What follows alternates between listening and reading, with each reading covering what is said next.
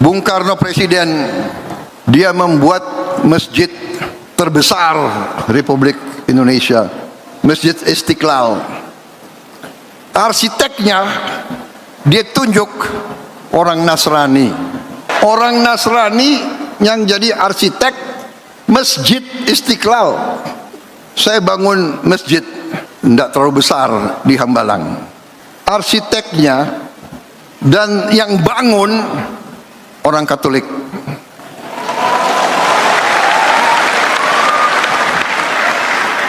Empat kali ikut pemilu, 3 kali kalah. Soalnya waktu itu Pak Luhut nggak dukung saya sih. Keluarga saya sebagian itu Nasrani. Kalau ajaran Nasrani yang paling pokok ya, kalau pipi kiri kita ditempeleng, kita harus kasih pipi kanan. Betul, betul. Betul ya? Betul. Karena waktu kecil saya sekolah Kristen juga saya itu. Kalau ditempeleng pipi kiri harus kasih pipi kanan. Harus memaafkan, kan begitu kan? Forgive us our trespasses as we forgive those that trespass against us. Itu memang ajaran hampir semua agama. Itu ajaran guru-guru yang bijak. Jadi saya sebenarnya ya bagi saya itu. Halo semua, Bapak Presiden Prabowo Subianto memberikan pidato pada acara Natal Nasional 2025 yang diadakan pada hari Senin 5 Januari 2026 di Tenis Indoor Senayan, Jakarta. Di dalam acara itu, Pak Presiden membawakan suatu tema yang sangat menarik, yaitu sebuah ajaran Yesus yang sangat terkenal, ditampar pipi kiri, kasih pipi kanan.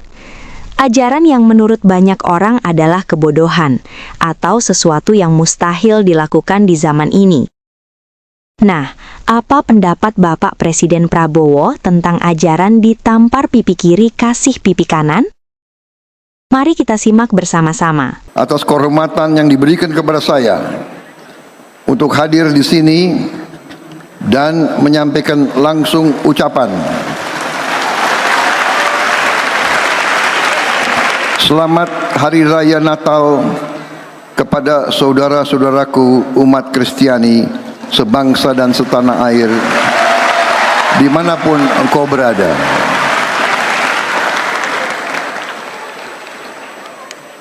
Semoga damai Natal membawa kebaikan, berkah, kasih, pengharapan, dan kekuatan bagi kita sekalian.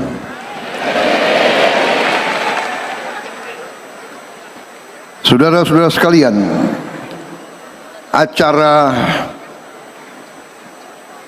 hari ini adalah bukti dari jati diri kita bangsa Indonesia sebagai bangsa yang majemuk, bangsa yang multi etnis, multi ras, multi agama, multi budaya. Kita adalah bangsa yang sangat besar. Para pakar ada yang hitung kelompok etnis yang ada di Indonesia itu 1.700 dengan bahasa daerah yang sangat banyak. Kita di bumi Nusantara ini, suku-suku kita menganut agama-agama yang berbeda-beda, tapi kita bisa bersatu, kita bisa hidup sebagai satu bangsa, satu nusa yang memiliki satu bahasa, karena kita punya niat yang sama. Kita ingin meraih kehidupan yang baik bersama. Kita telah ditakdirkan oleh Yang Maha Kuasa untuk hidup di bumi Nusantara ini. Saya merasa besar hati, saya merasa bangga mendapat kehormatan besar menjadi presiden dari sebuah negara yang sangat besar, jumlahnya keempat terbesar di dunia.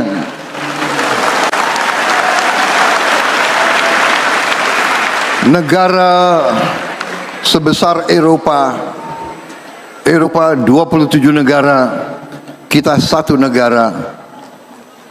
Dan juga saya juga bersyukur saya dipilih oleh rakyat Indonesia.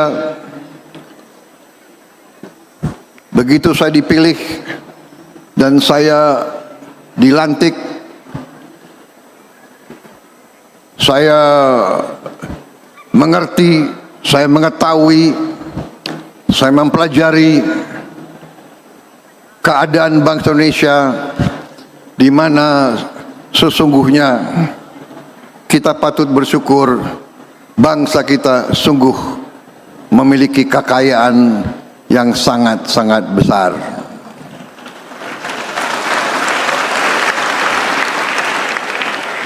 Namun tantangan yang kita hadapi juga sangat besar.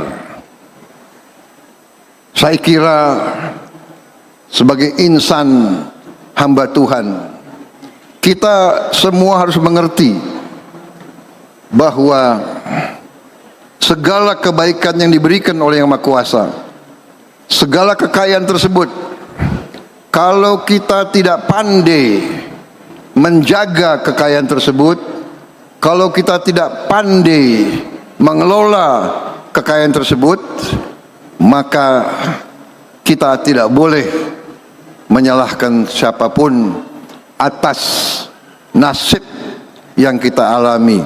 Saudara-saudara sekalian, pada kesempatan ini saya ingin menyampaikan bahwa sesungguhnya di tengah dunia yang penuh ketidakpastian, penuh gejolak, perang di mana-mana, kita harusnya bersyukur bahwa bangsa kita sampai hari ini mengalami keadaan damai.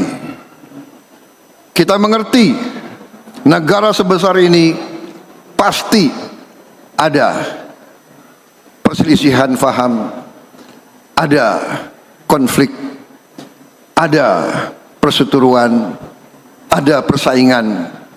Tetapi secara umum bangsa-bangsa lain mulai melihat bangsa Indonesia bahwa bangsa sebesar ini dapat hidup dengan harmoni, dengan saling menghormati dan saling mencintai.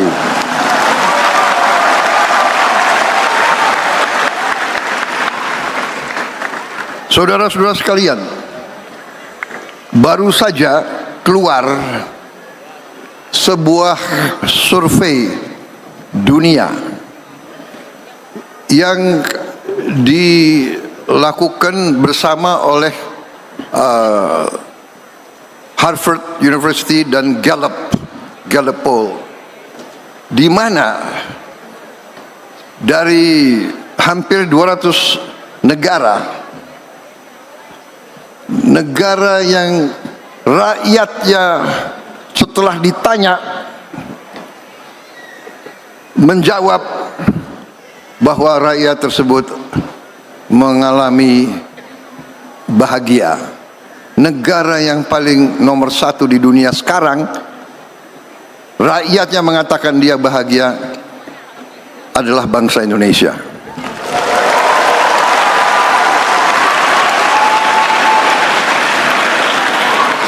Ini mengharukan bagi saya karena saya faham bahwa sebagian besar rakyat kita sesungguhnya masih mengalami kehidupan yang sangat-sangat sederhana, yang berada dalam keadaan harus kita akui, keadaan yang belum sesungguhnya sejahtera. Tetapi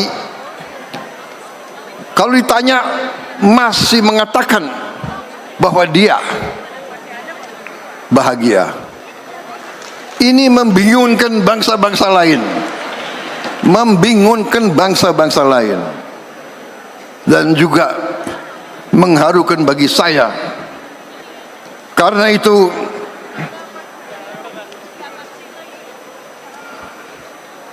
saya bersama pembantu-pembantu saya bekerja sangat keras. Sudah 1 tahun kita menerima tugas dari bangsa Indonesia. Saya dibantu oleh pembantu-pembantu saya, orang-orang yang saya harus akui adalah orang-orang putra-putri terbaik bangsa Indonesia.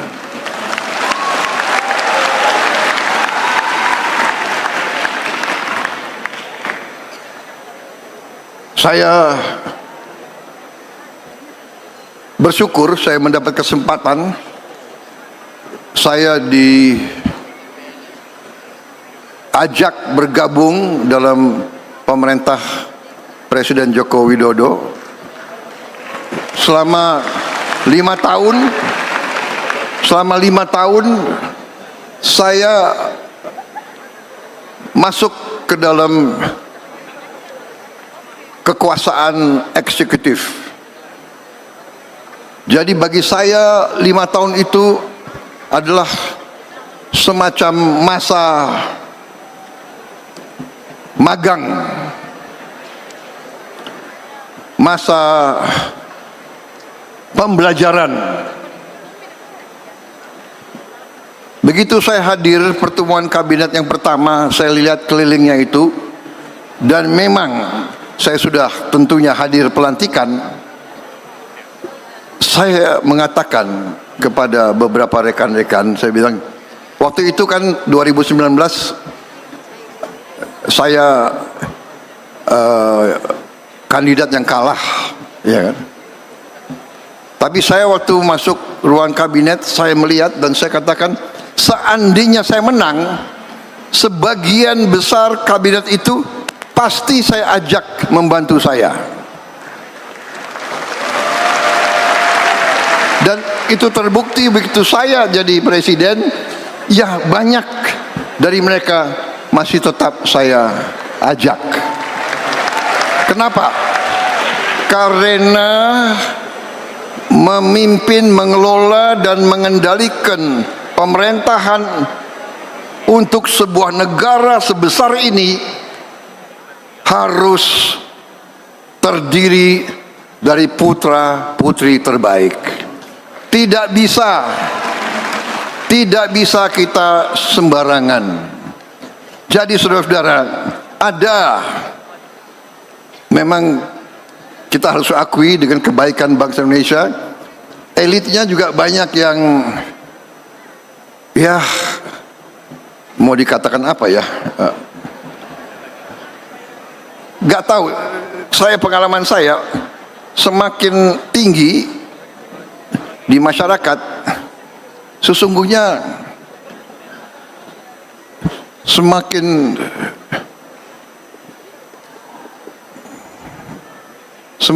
apa ya, semakin kurang ikhlas begitu. Yang di bawah rakyat kita luar biasa. Luar biasa. Rakyat kita di bawah, tapi semakin ke atas. Jadi ada budaya suka nyinyir,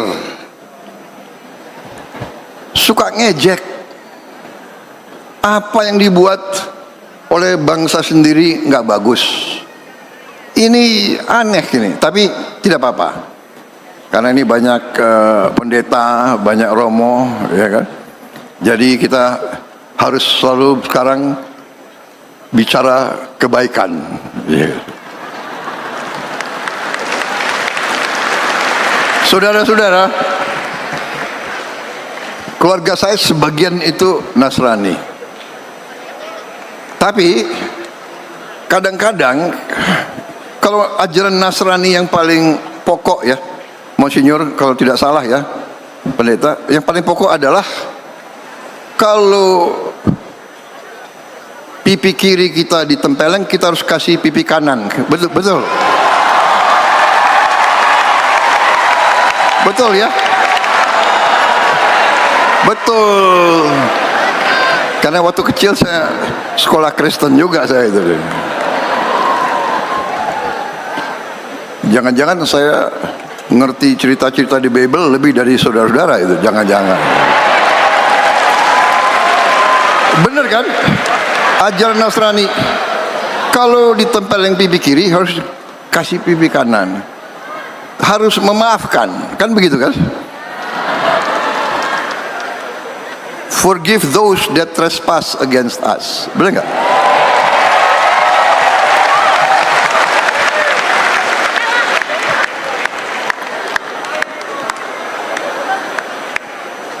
Forgive us our trespasses as we forgive those that trespass against us. Jadi saya sebenarnya ya, bagi saya itu selalu ingin cari kebaikan daripada ketidakbaikan. Saya ingin cari persatuan daripada perpecahan.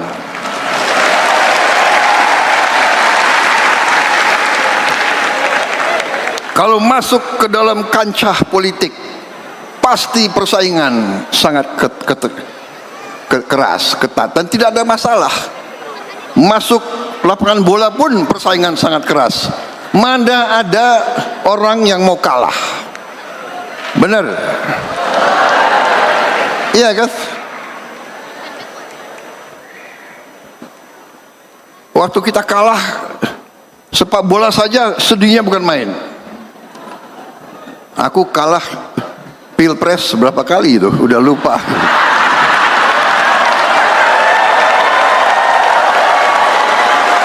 Tapi tidak ada masalah. Tidak boleh kita sakit hati. Tidak boleh dendam. Tidak boleh benci. Dan itu saya berusaha untuk teguh pada pendirian itu.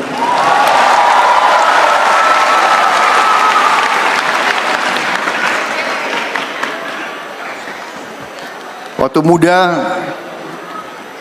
muda di Jakarta sebagai anak muda, kita selalu mau belajar bela diri. Kenapa? Kita tidak mau kalah kalau kita berkelahi. Jadi saya cari guru kemana-mana, dan semua guru temu yang hebat silatnya itu selalu mengajarkan, Prabowo, kamu harus berani, tapi jangan dendam dan jangan benci. Dan ini saya kira ajaran semua agama kita ya. Jadi saya kadang-kadang kalau di keluarga saya, beberapa saudara saya malah suka marah sama saya. Bowo, kamu kenapa selalu, dia dulu begini-giniin kamu. Saya bilang, itu kan dulu. Sekarang keadaannya harus bersatu, harus bekerja sama. Dan saudara-saudara, ini saya mau gunakan kesempatan ini, mumpung dikasih podium kan kita. Karena ada podium dan saya presiden, saudara terpaksa dengar. Benar kan? Panitia nggak berani ingatkan saya, waktu Pak. Awas. Pokoknya ini podium ya suka presiden berapa lama ya. Masih kuat dengar saya? Mau kuat gak kuat, saudara harus dengar saya gitu. Jadi, saudara-saudara, tidak hanya itu memang ajaran hampir semua agama. Itu ajaran guru-guru yang bijak. Tapi itu juga analisa geopolitik. Analisa geopolitik. Pakar-pakar geopolitik di dunia melihat Indonesia ini luar biasa, sangat kaya. Sekarang masalahnya adalah bagaimana kekayaan ini kita jaga, kita kelola untuk bisa dinikmati oleh seluruh rakyat Indonesia. Ini harus kita akui.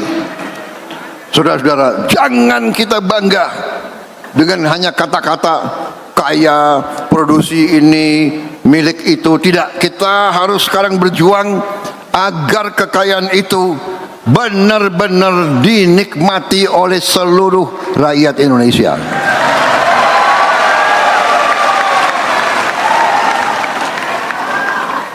Kita harus menghilangkan kemiskinan dari bumi Indonesia. Kita harus menghilangkan kelaparan dari bumi Indonesia. Saudara-saudara, ada yang ini zaman teknologi ya. Jadi sekarang teknologi itu ada sosmed, iya kan? Sosmed ini baik, tapi ada juga kadang-kadang bahayanya. Dengan banyak podcast, banyak pakar itu bicara asal bicara. Jadi saya lihat ada pakar-pakar yang selalu mengerti pikirannya Prabowo Subianto.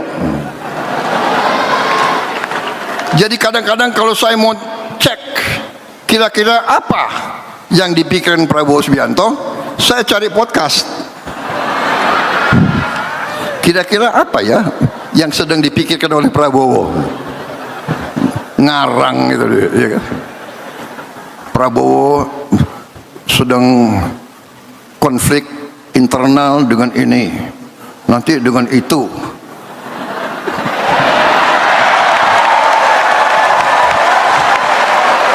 Senangnya rame, gaduh, padahal nggak ada, saudara-saudara.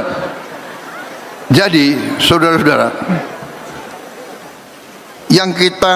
yang saya katakan tadi, pakar-pakar geopolitik mengatakan bangsa Indonesia ini akan menjadi bangsa keempat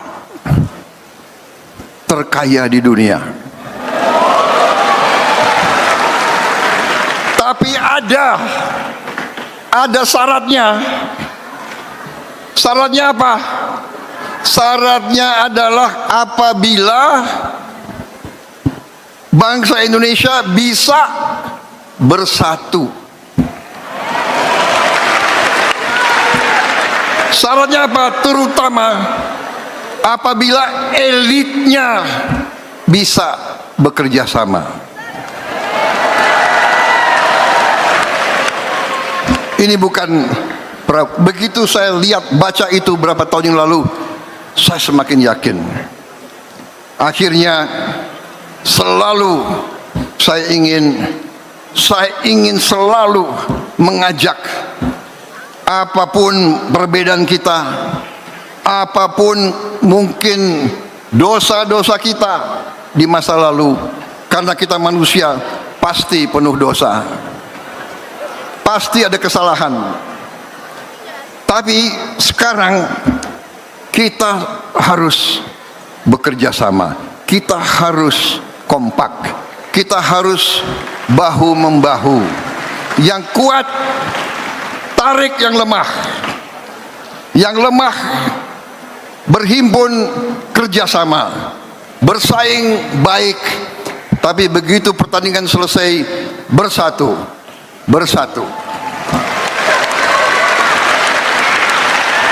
Ada yang mengatakan kalau bersatu itu tidak demokratis. Loh, demokrasi silahkan, koreksi silahkan, kritik bagus, tapi fitnah itu tidak bagus.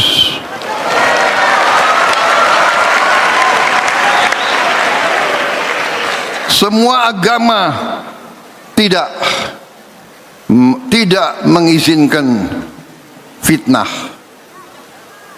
Saya yakin di agama Kristen demikian juga. Thou shall not lie. Kebohongan itu tidak baik. Apalagi kebohongan yang menimbulkan kecurigaan, kebohongan yang menimbulkan perpecahan, kebohongan yang menimbulkan kebencian. Ini bisa merusak kita semua. Jadi saudara-saudara, kalau di agama Islam ada itu ajarannya, fitnah itu lebih kejam dari pembunuhan. Bayangkan. Jadi yang kita harus waspadai sekarang, kalau kritik malah kita harus bersyukur. Kalau saya dikoreksi, saya menganggap bahwa saya dibantu, saya diamankan. Kadang-kadang kita tidak suka dikritik, kita tidak suka dikoreksi, tapi sesungguhnya itu mengamankan. Iya kan? Contoh paling sederhana, kadang-kadang kita lupa ada kancing yang tidak terpasang, kemudian anak buah kita lari, "Pak, seragam bapak, Pak, bapak kancingnya." Loh, ini anak buah kok berani koreksi, tapi dia koreksi untuk mengamankan saya. Bayangkan presiden muncul, kancingnya tidak. Iya kan? Jadi kadang-kadang saya dongkol juga sama ajudan saya, cerewet banget nih, tapi dia menjaga saya, dia menjaga saya. Berapa kali saya diselamatkan, iya kan? Ini cerita waktu saya masih aktif ya. Saya keluar dari ruangan mau ambil apel, nggak tahu saya sibuk atau apa, saya lupa pakai tanda pangkat. Lari anak buah saya, "Pak, jangan keluar, Pak, tanda pangkat bapak tidak lengkap." Oh iya, jadi apa? Dia mengamankan saya. Kritik, koreksi adalah menyelamatkan. Jadi saya terima kasih. Kalau ada yang teriak-teriak, Prabowo ini mau hidupkan lagi militerisme, wah, baru saya koreksi, apa benar? Oke, baru kita lihat, panggil ahli hukum, panggil di mana, ya kan? Mana batas kepemimpinan yang terlalu otoriter. Jadi saudara-saudara, itu yang ingin saya sampaikan. Kita memiliki masa depan yang bagus.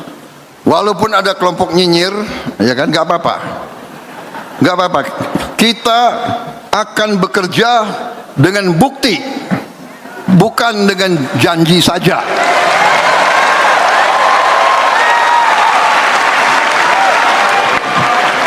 Yang jelas, waktu saya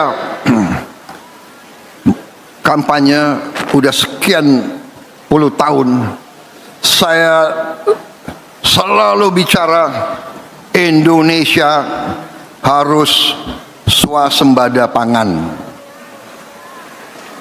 Selalu saya bicara dimanapun. Waktu saya masih di Golkar pun saya sudah bicara itu. Saksinya banyak orang Golkar di sini, karena saya alumni Golkar. Saya tidak berubah. Waktu saya kampanye terakhir swasembada pangan, yang pertama. Dan begitu saya jadi presiden, itu fokus saya. Dan saya beri target kepada tim saya, kita harus swasembada beras 4 tahun. Itu target saya, 4 tahun. Saudara-saudara, di perayaan Natal ini saya dengan bangga hari ini saya bisa menyampaikan, begitu lewat 31 Desember 2025, bangsa Indonesia sekarang sudah swasembada beras. Tahun 2025 kita tidak import beras sama sekali. Tahun 2025 target 4 tahun kita, dan kita bantu tidak hanya bangsa Indonesia, kita membantu dunia. Kenapa? Dengan kita tidak import beras, harga beras dunia turun ratusan dolar turunnya. Jadi banyak negara berterima kasih sama kita. Saudara-saudara sekalian, ini satu contoh. Saudara-saudara, saya canangkan makan bergizi gratis. Kenapa? Waktu saya kampanye sekian kali, saya ikut Pilpres berapa kali ya? 4 kali. 3 kali kalah, tapi yang terakhir menang, oke lah. Iya kan? Saya datang ke desa-desa, di mana-mana saya lihat anak-anak kecil. Saya tanya, umurmu berapa? 9, 10, 11. Tapi badannya sama dengan anak 4 tahun. Kecil. Dia alami kurang gizi di mana-mana. Dan saya belajar. Saya keliling dunia, saya belajar. Saya lihat bagaimana India membantu rakyat miskinnya dengan makan bergizi gratis. Saudara-saudara, APBN-nya India nomor 1 bagi dia, nomor 1 adalah pertahanan, karena dia tidak mau ambil risiko keselamatan bangsa dia.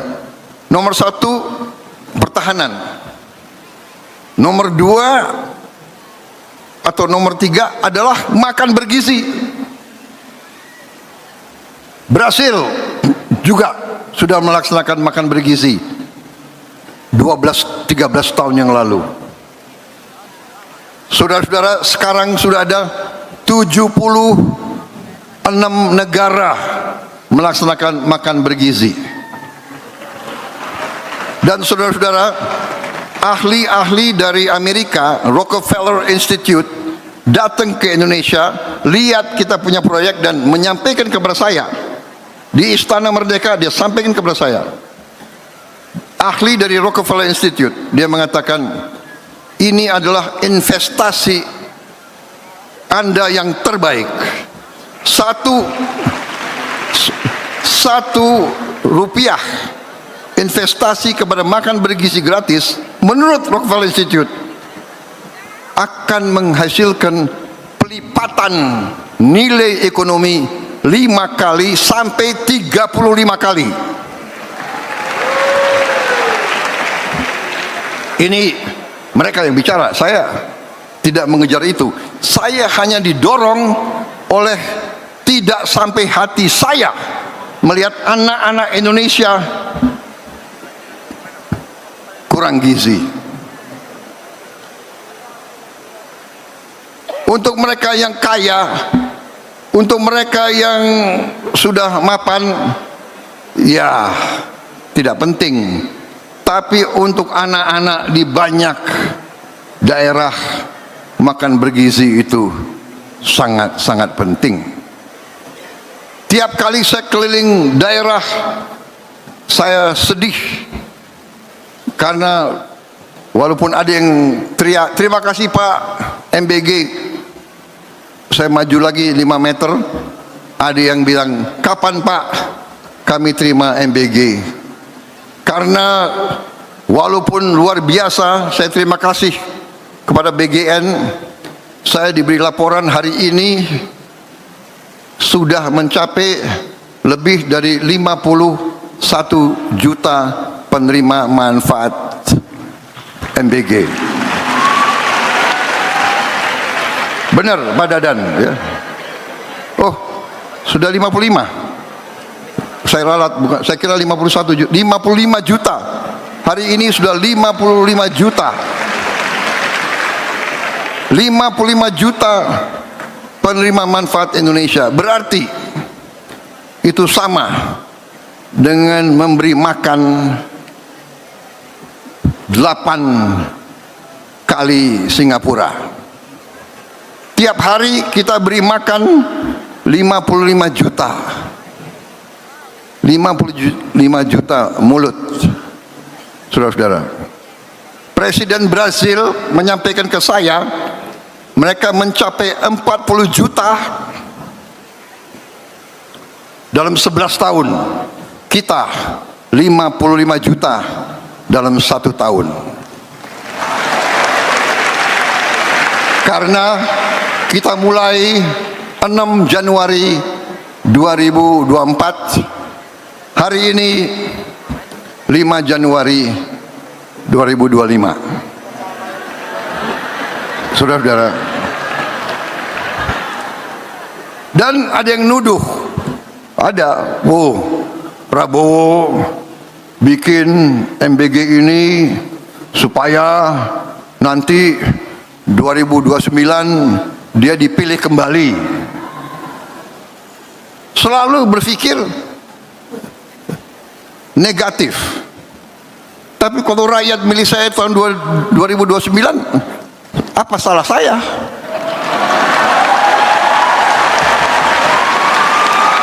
Iya kan? Kalau Tuhan mengizinkan, kalau Tuhan tidak mengizinkan, saya buat apa saja tidak akan terjadi. Benar nggak? 4 kali ikut pemilu, 3 kali kalah. Soalnya waktu itu Pak Luhut nggak dukung saya sih.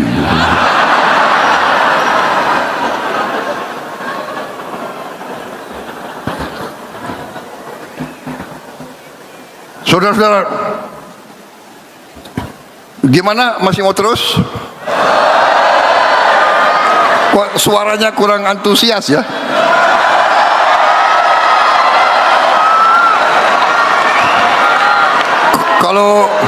Kalau saya sebut Teddy lebih semangat. Panitia masih boleh terus ya?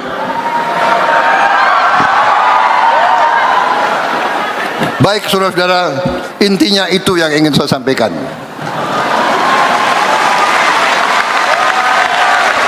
Negara kita hebat, negara kita kaya, dan negara kita bisa lebih makmur lagi asal pemimpin-pemimpinnya bersatu, kerjasama. Bersatu tidak berarti semua harus masuk pemerintah, tidak. PDP boleh di luar, boleh, tapi kerjasama. Saya dukung Pramono jadi gubernur DKI, betul. Saudara-saudara, apakah MBG nggak sampai ke Sumatera Barat? Karena aku kalah di Sumatera Barat, berarti MBG jangan ke Sumatera Barat? Nggak ada itu. Apa saya larang MBG ke Aceh? Aku kalah juga di Aceh. Tidak.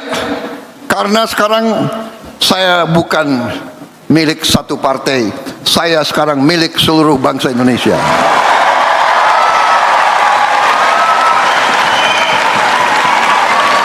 Jadi di kesempatan Natal hari ini, itu yang ingin saya sampaikan.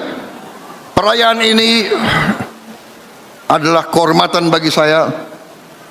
Perayaan ini membuktikan bangsa Indonesia bangsa yang rukun, bangsa yang harmonis.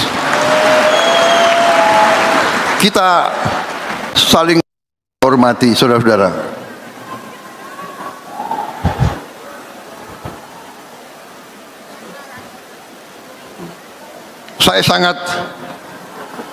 Saya sangat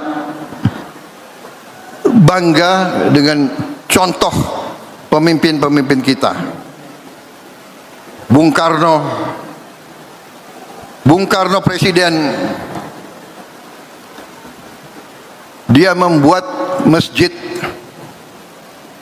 terbesar Republik Indonesia, Masjid Istiqlal. Arsiteknya dia tunjuk orang Nasrani.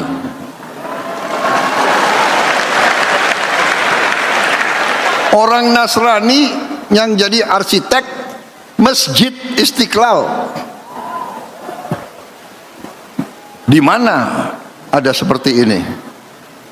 Saya bangun masjid tidak terlalu besar di Hambalang.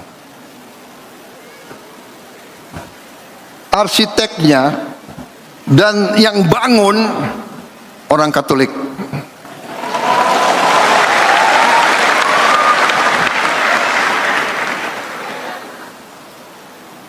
Kehormatan bagi saya. Saya suka musik.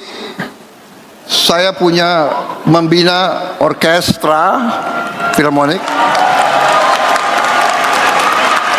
Sama band. Suatu saat band saya itu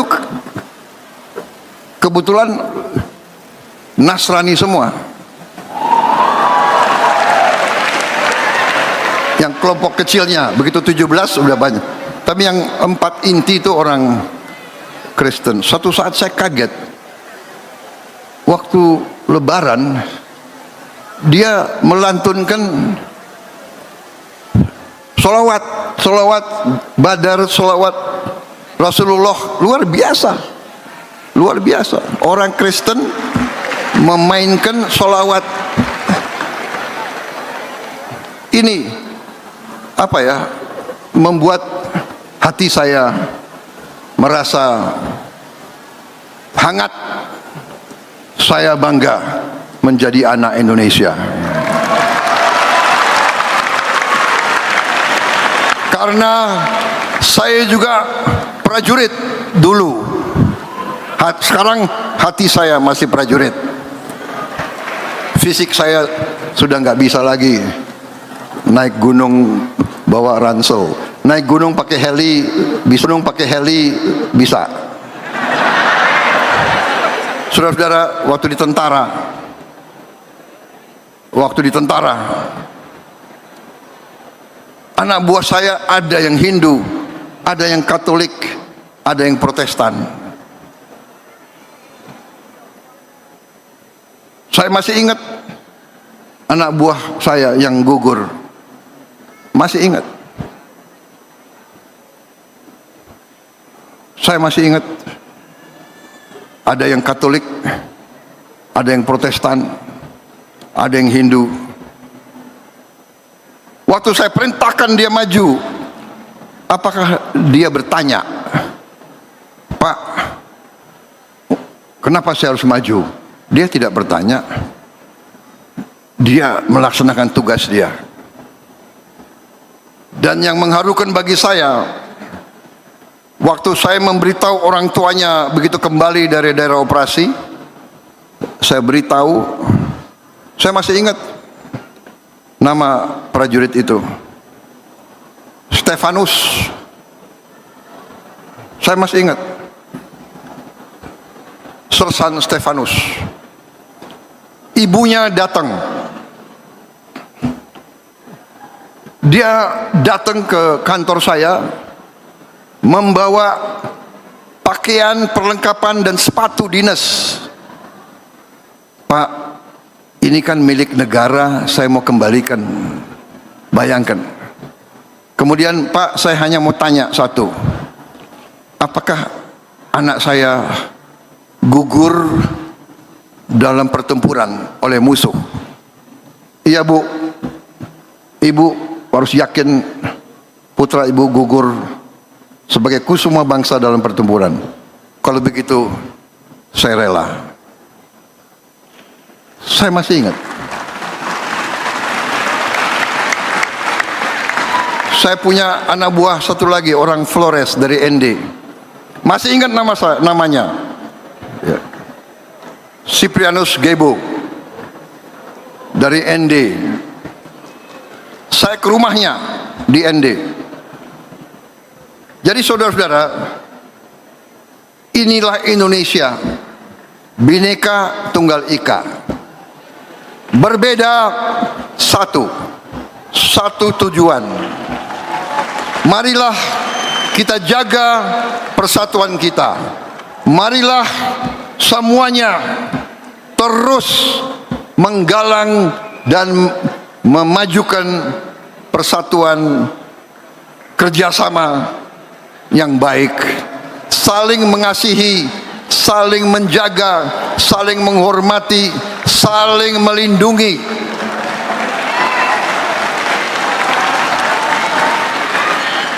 Dan saling memaafkan kesalahan-kesalahan kita.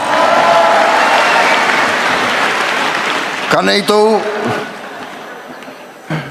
sebagai penutup,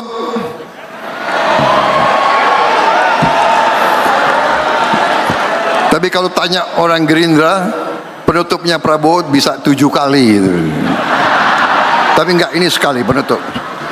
Sebagai penutup, karena ini kebiasaan ya dalam perayaan semacam ini, saya pribadi sebagai Prabowo Subianto dan sebagai Presiden Republik Indonesia, kalau ada kata-kata saya yang salah, yang menyinggung perasaan siapapun, saya mohon maaf sebesar-besarnya.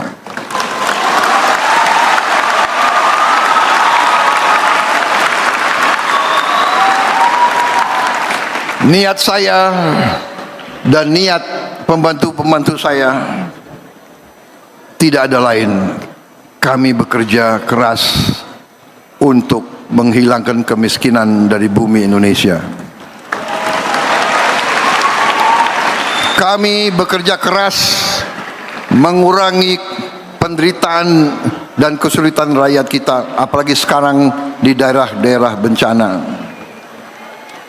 Kami bekerja keras untuk meningkatkan kesejahteraan rakyat kita.